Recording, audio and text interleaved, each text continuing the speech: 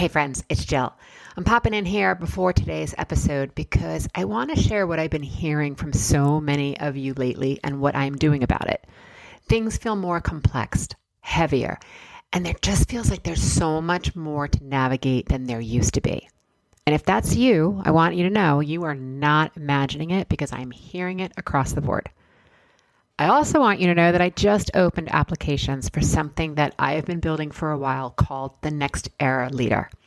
It is a small 8-week cohort for women who want to expand their leadership capacity and think more clearly in the middle of all of it. It's been on your mind, it's been on my mind, it's been on everyone's mind. And if this is you and it sounds interesting, the details are in the show notes. And for the fellas, you know I love you and we will have something for you too. I continue to work with you one-on-one, but this particular cohort is for the ladies. You can get all the information in the show notes or go to griffinmethod.com and you can also find everything there. I hope to see you on the inside.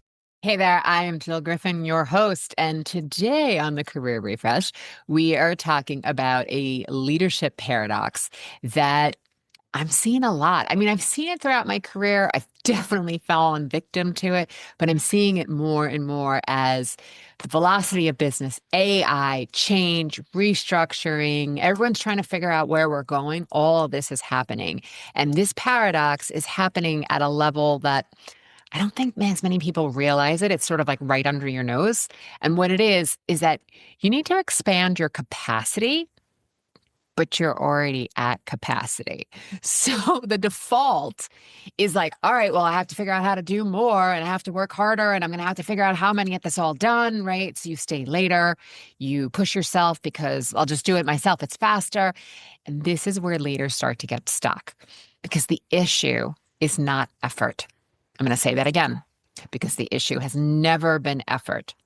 In my own experience and in the high-level leaders that I'm working with, they are some of the most hardworking, capable, highly intelligent, performing, working at, really innovative small businesses to the Magnificent Seven, right? It is all of that. And of these people that I've encountered, effort is not the problem.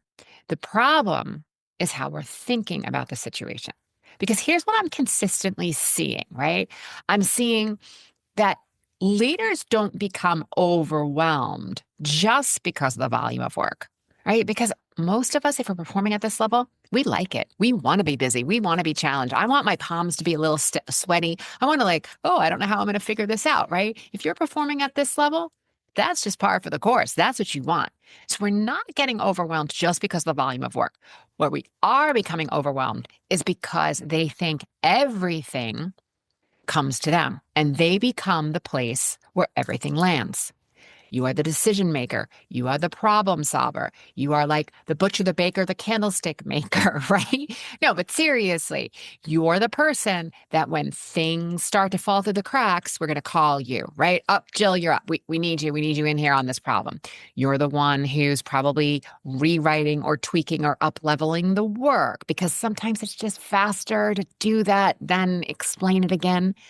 And there's truth to that, but that's also part of the paradox, right? So instead of coaching someone and asking them who, what, tell me more, how would you type questions, we then often just do it ourselves, right? And then we're not slowing down. We're not being like, hey, wait, what is the better question here? Because suddenly it feels like a luxury. Like that's a time that I don't have to teach them again.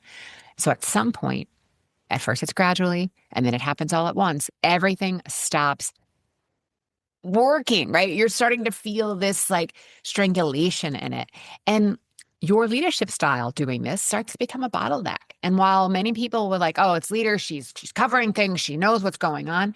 It's actually where I joke and say, it's a bottleneck with a good reputation, right? You've got the credibility, but you are the bottleneck. There is a fragility here. If you have to be the one to do it, if you have to be the one that if you're not there, the team isn't performing.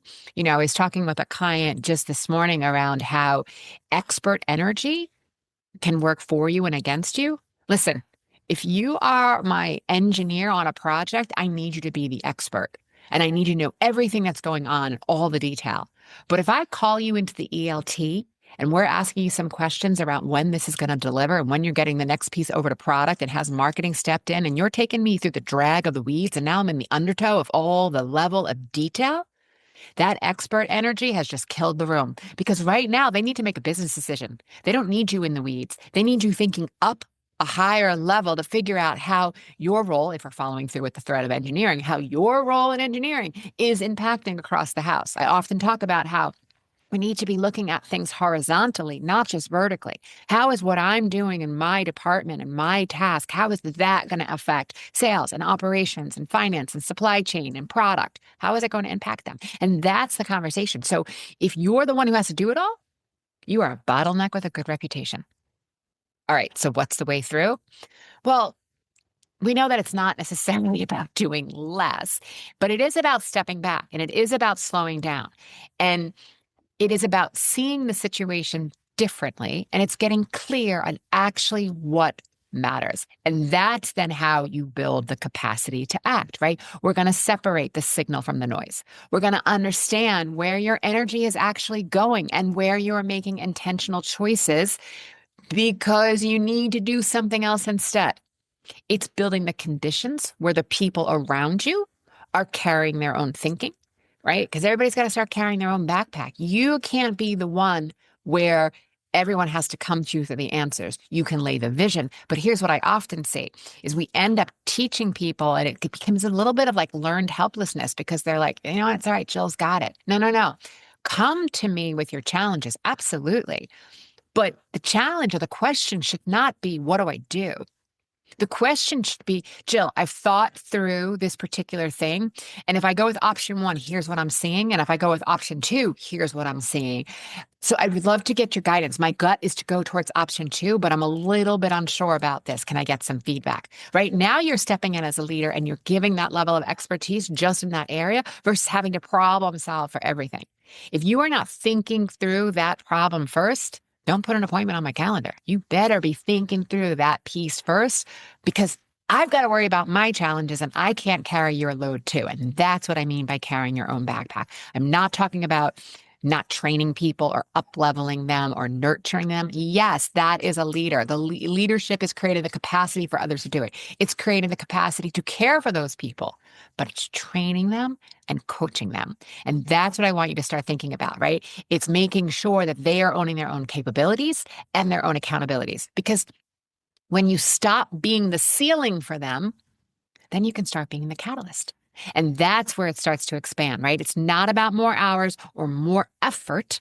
It's about a different way of seeing and operating. And where I'm seeing that kind of shift happen, it doesn't then happen in isolation, right? This is where real challenges start shifting. We start asking different questions. I would also say like asking better or the right questions. This is where we start to change. So this is also the work that I do with leaders, right? And this is where we're going deeper and thinking through what is this next level of leadership and who do I need to be as a leader? So that's what I'm going to lead you with this week, right? If this is landing for you, if that little hum in the background that something needs to shift is starting to get louder, that's the signal I want you to start paying attention to.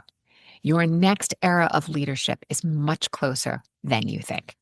All right, friends. You know, as always, I love to hear from you. So I want to know what you're working on, what you're leading, where your challenges are. Email me at hello@jillgriffincoaching.com. And I am also doing a cohort this spring of 6 to 8 women actually working on the next era of leadership. And as I say, guys, you know I love you fellas, but this is for the ladies only. All the details are on the show notes. They're also in my website. If this sounds like something you're interested in, get in there, fill out the application. Let's get to know each other a little bit and see if this is the right next step. It's a virtual room, but I would love to have you in the room. All right, friends, as always, be intentional, be inspired, and always, always, always be kind. I'll see you soon.